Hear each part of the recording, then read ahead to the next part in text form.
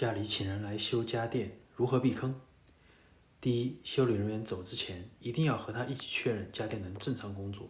可能中间已经确认过，但有可能最后接线整理搞错，结果还得再找他来修。我就没注意，前几天我们家空调检修，结果第2天发现有问题。我跟他们联系说，可能是昨天没修好，能不能再来看一下？